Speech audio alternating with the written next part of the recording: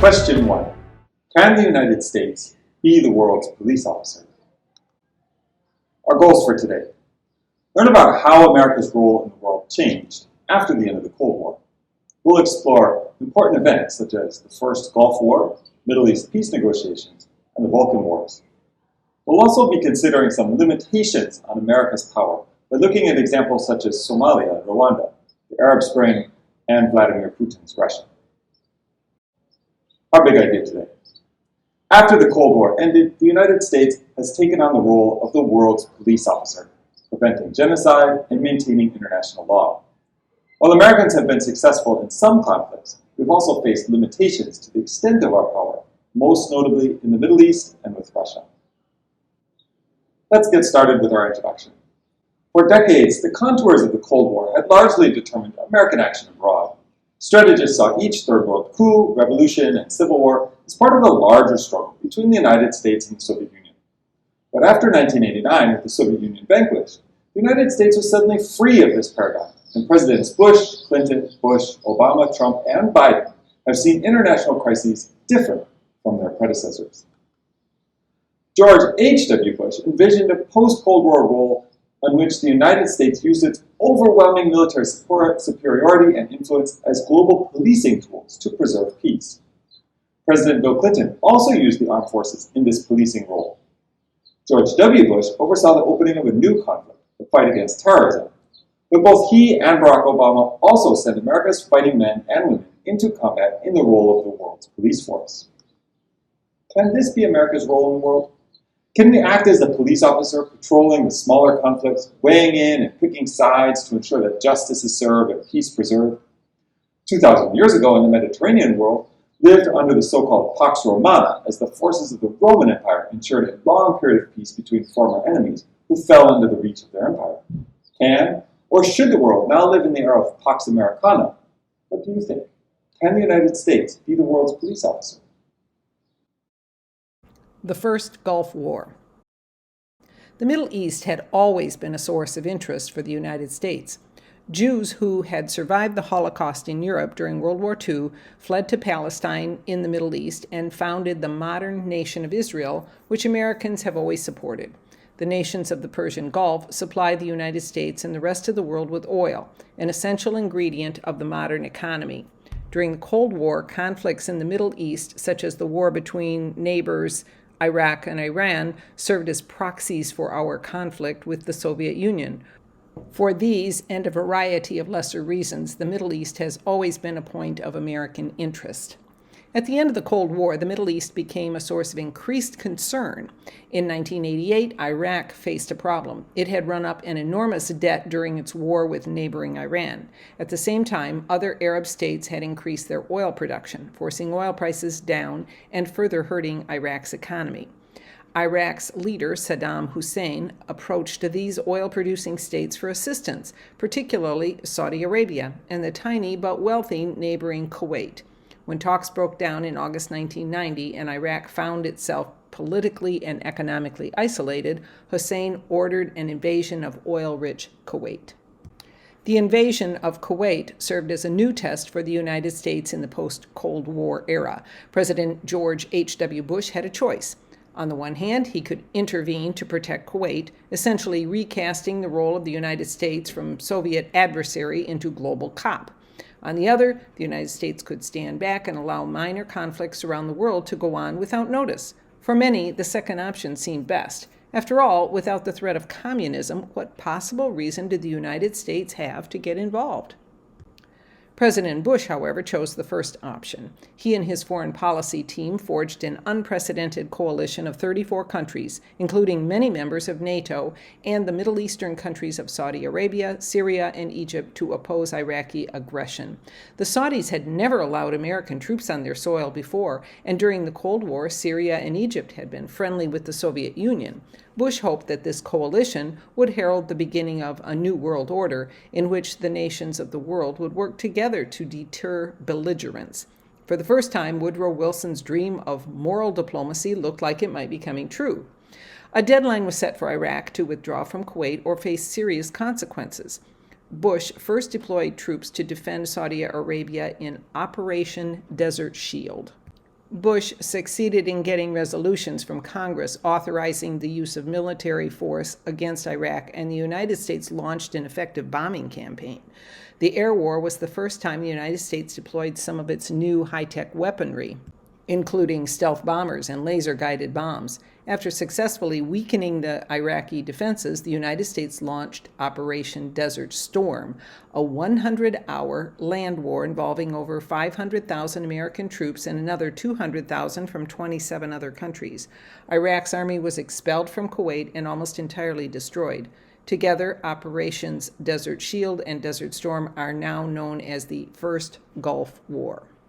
Some controversy arose among Bush's advisors regarding whether to end the war without removing Saddam Hussein from power, but General Colin Powell, the head of the Joint Chiefs of Staff, argued that to continue to attack a defeated army would be un-American. Bush agreed, and troops began moving out of the area in March 1991. Although Hussein was not removed from power, the war nevertheless suggested that the United States no longer suffered from Vietnam syndrome and would deploy massive military resources if and when it thought necessary. In April 1991, United Nations Resolution 687 set the terms of the peace with long-term implications. Its concluding paragraph authorizing the UN to take such steps as necessary to maintain the peace was later taken as the legal justification for the further use of force, as in 1996 and 1998, when Iraq was again bombed. It was also referenced in the lead-up to the second invasion of Iraq in 2003, when it appeared that Saddam Hussein was refusing to comply with other UN resolutions. Apart from the end of Vietnam syndrome, the Gulf War was important for a number of other reasons. Unlike the Vietnam War, Bush's use of the military to stop one nation from invading a smaller neighbor proved to be enormously popular. Americans tied yellow ribbons around trees in their yards and on the radio antenna of their cars to show support for the troops. At the Super Bowl in 1991, Whitney Houston sang the national anthem, then released a recording which went platinum. Americans were caught up in patriotic fervor, so many who had feared another Vietnam, but video images of laser-guided bombs blowing up Iraqi radar stations and missile sites gave Americans reason to be proud of their nation's status as the world's greatest military power. It was the first war to be shown on cable news, and it went so well that the tiny minority of people who protested were drowned out by the enormous show of support for the president and the armed forces. For the military itself, the war had enormous consequences. The leaders of the war, like Colin Powell, had been young officers in Vietnam taking orders from an older generation. This time they were in charge, and they showed that the modernized Army, Navy, and Air Force with its high-tech weapons had come a long way since the days of the disaster in Vietnam. Middle East peace negotiations. As discussed earlier, the United States has been a strong ally of the nation of Israel since its inception after World War II. Israel's history is one of violent conflict with its neighbors. The mostly Muslim Arab nations that exist today in the Middle East around Israel were British protectorates at the end of that war and did not want to lose land to what they saw as invaders. The Jewish immigrants who built the nation of Israel fought a war for their existence against these Arab neighbors in 1948 and won. That victory ensured the existence of their country, but also set up a long-standing conflict that the United States has always been interested in ending. Most problematic was the fate of the Palestinians, the original residents of the land that became Israel itself. Many had been expelled from their homes or had fled during the fighting and were living in the nations surrounding Israel. Some had taken up arms under the leadership of Yasser Arafat and his Palestinian Liberation Organization, which carried out terrorist attacks on Israelis around the world. In the 1970s, American diplomats had their first measure of success when President Jimmy Carter helped negotiate the Camp David Accords, which formalized peace between Israel and Egypt. 14 years later, another Democratic president found a way to inch the peace process along. In September 1993, at the White House, Yitzhak Rabin, Prime Minister of Israel, and Yasser Arafat, chairman of the Palestine Liberation Organization, or PLO, signed the Oslo Accords, granting some self-rule to Palestinians living in Israeli-occupied territories of the Gaza Strip and the West Bank. A year later, the Clinton administration helped facilitate peace treaty between Israel and its neighbor Jordan. In 2020, President Trump hosted leaders from Israel, Bahrain, and the United Arab Emirates as they jointly signed the Abraham Accords, normalizing relations between these nations. The Balkan Wars. As a small measure of stability was brought to the Middle East, violence erupted in the Balkans, the region in the southeastern corner of Europe. For the previous half-century, the region had been united as Yugoslavia, a communist nation behind the Iron Curtain. Yugoslavia consisted of 6 provinces: Serbia, Croatia, Bosnia and Herzegovina, Slovenia, Montenegro, and Macedonia. Each was occupied by a number of ethnic groups, some of which shared a history of hostile relations. Ethnic and national disputes in the Balkans were nothing new. The murder of Archduke Franz Ferdinand, the trigger that led to World War I, had taken place in the heart of the Balkans. In May 1980, the leader of Yugoslavia, Josip Broz Tito, died.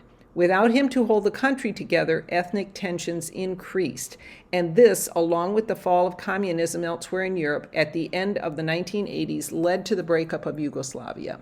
In 1991, Croatia, Slovenia, and Macedonia declared their independence. In 1992, Bosnia and Herzegovina did as well. Only Serbia and Montenegro remained united as the Serbian-dominated Federal Republic of Yugoslavia. With the fall of communism and the lack of any dominating authority like Tito, ethnic tensions within Bosnia and Herzegovina escalated into war. Yugoslavian Serbs aided Bosnian Serbs who did not wish to live in an independent Bosnia and Herzegovina. These Bosnian Serbs proclaimed the existence of autonomous Serbian regions within the country and attacked Bosnian Muslims and Croats. During the conflict, the Serbs engaged in genocide. The brutal conflict also gave rise to the systemic rape of Muslim women by Serbian military or paramilitary forces. The International Criminal Tribunal of Yugoslavia estimated that 12,000 to 50,000 women were raped during the war. NATO intervened in 1995, and President Bill Clinton agreed to American participation in airstrikes against Bosnian Serbs. That year, the Dayton Accords peace settlement was signed in Dayton, Ohio, ending 3.5 years of war in Bosnia. 4 years later, the United States, acting with other NATO members, launched an air campaign against Serbian-dominated Yugoslavia to stop it from attacking ethnic Albanians in Kosovo. Although these attacks were not sanctioned by the UN and were criticized by Russia and China, Yugoslavia withdrew its forces from Kosovo in June 1999. The fighting in the Balkans helped define a new role for NATO. First founded as a mutual defense alliance to counter the Soviet Union, some had been wondering what purpose the alliance had in the years after the end of the Cold War. Now, the years of planning, joint exercises, and coordination paid off as the forces from the various NATO powers could collaborate, share bases, hardware, and carry out joint missions to achieve what they saw as a goal of ending genocide. The American Secretary of State at that time, Madeleine Albright, had been a child in Czechoslovakia during World War II and understood the dangers of hate and dictatorship on Europe. Her leadership was crucial in guiding the alliance in its new mission as a force for justice. The United Nations established the International Criminal Tribunal for the former Yugoslavia, ICTY, after the war. A total of 161 individuals were indicted, setting an important precedent for the role of the United Nations in the years after the Cold War. Not since the Nuremberg and Tokyo war crimes trials at the end of World War II had there been such an international court to force perpetrators of genocide to face justice. Somalia and Rwanda. The use of force in the decades after the Cold War did not always bring positive results. For example, in December 1992, George H.W. Bush sent a contingent of American soldiers to Somalia, initially to protect and distribute relief supplies to civilians as part of a United Nations mission. Without an effective Somali government, however, the warlords who controlled different regions stole food, and their forces endangered the lives of UN workers. In 1993, the Clinton administration sent soldiers soldiers to capture one of these leaders, Mohammed Farad Aidid, in the city of Mogadishu. The resulting battle proved disastrous. A Black Hawk helicopter was shot down, and Army Rangers and members of Delta Force spent hours battling their way through the streets. 84 soldiers were wounded and 19 died. The United States withdrew, leaving Somalia to struggle with its own anarchy. The sting of the Somalia failure probably contributed to Clinton's reluctance to send American forces to end the 1994 genocide in Rwanda. In the days of brutal colonial rule, Belgian administrators had given control to Tutsi tribal chiefs, although Hutus constituted the majority of the population.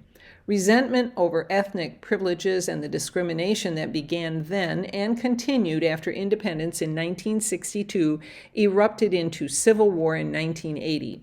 The Hutu majority began to slaughter the Tutsi minority and their Hutu supporters. President Clinton was aware of the extent of the killing but chose not to send American troops to intervene, fearing another failure like the one in Somalia. In 1998, while visiting Rwanda, Clinton apologized for having done nothing to save the lives of the 800,000 massacred in 3 months of genocidal slaughter. In the end, the United States also set up a court to try criminals from Rwanda, but justice after the fact is nothing compared to the lives that might have been saved if powerful militaries of the world had been sent to stop the killing. The Arab Spring. Americans have a mixed record of protecting life and supporting democracy in the past decade. The various uprisings of the Arab Spring have shown the limits of both American military might and political willpower. The Arab Spring was a series of anti-government protests, uprisings, and armed rebellions that spread across the Middle East in late 2010. It began in response to oppressive regimes and a low standard of living, beginning with protests in Tunisia. The effects of the Tunisian revolution spread strongly to 5 other countries, Libya, Egypt, Yemen, Syria, and Bahrain, where either the regime was toppled or major uprisings and social violence occurred, including riots, civil wars, or insurgencies.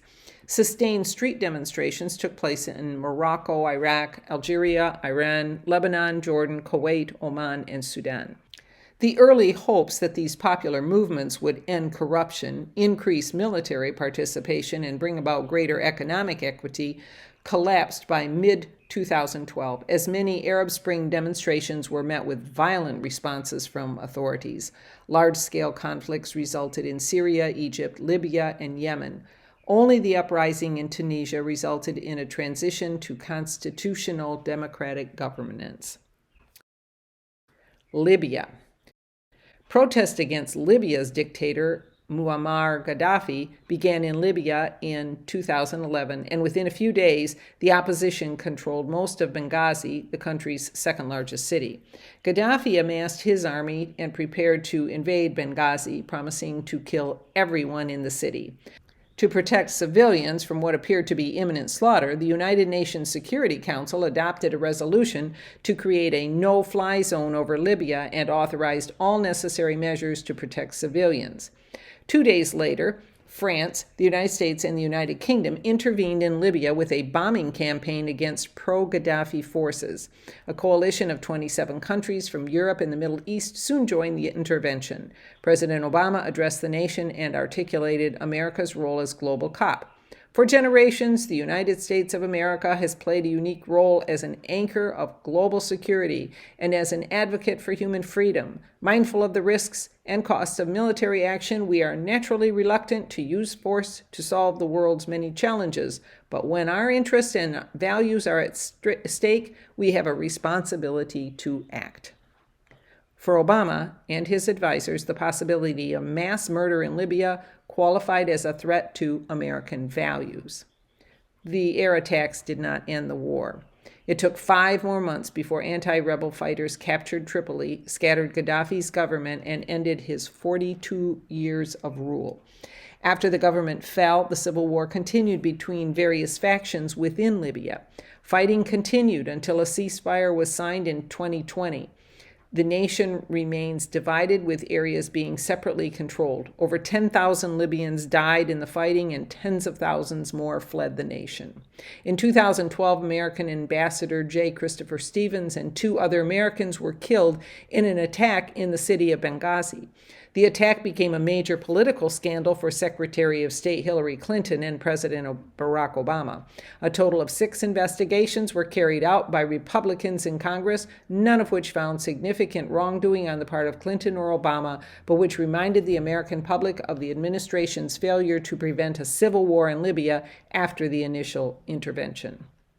Obama and his foreign policy team had not anticipated the chaos that would follow Gaddafi's demise, and he said in 2016 that failing to plan for Libya after Gaddafi was the worst mistake of his presidency. Syria.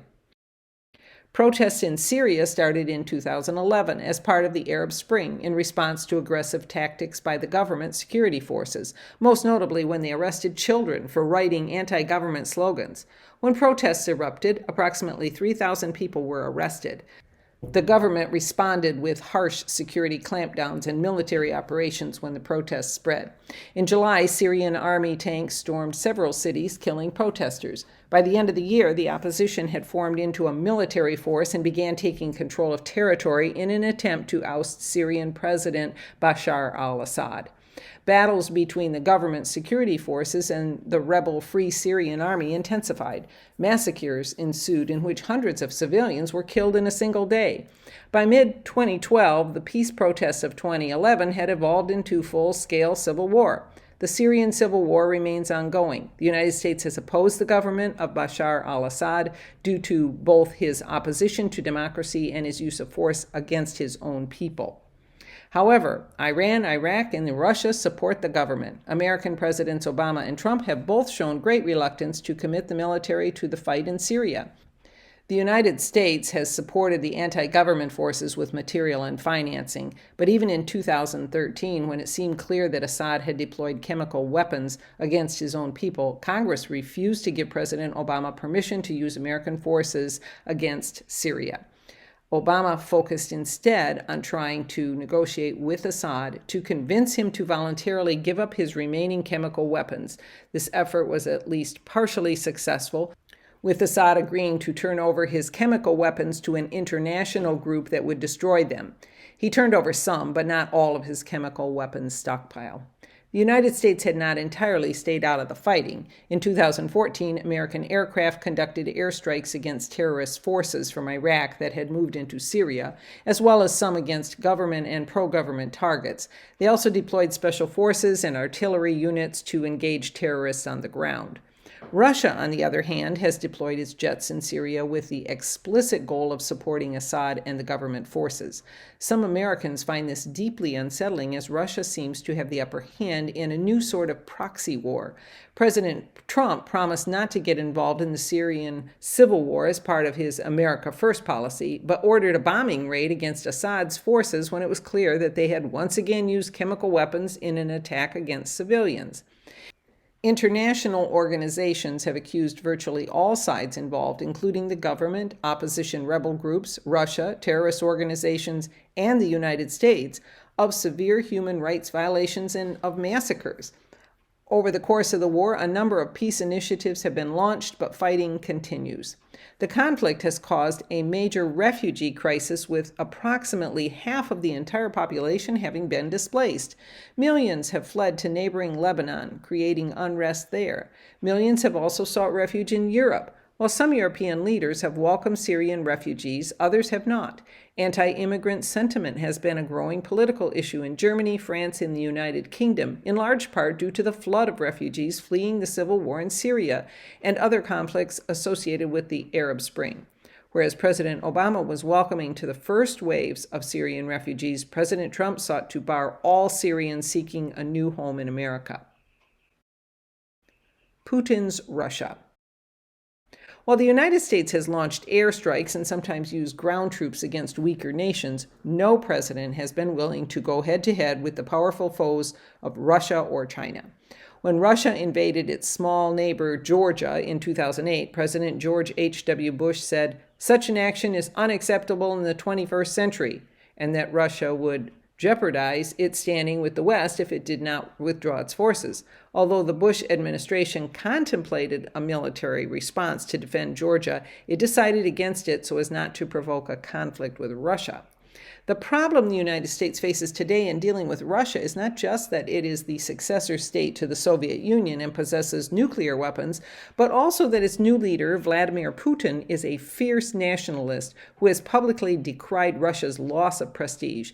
He said, "The collapse of the Soviet Union was a major geopolitical disaster," and as a former Soviet spy, seems intent on manipulating global politics to his nation's advantage.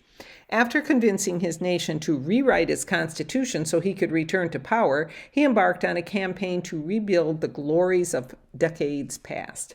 Especially distressing to Americans who favor international action and an active role for the United States in promoting global peace and security are the aggressive actions of Russia in Ukraine.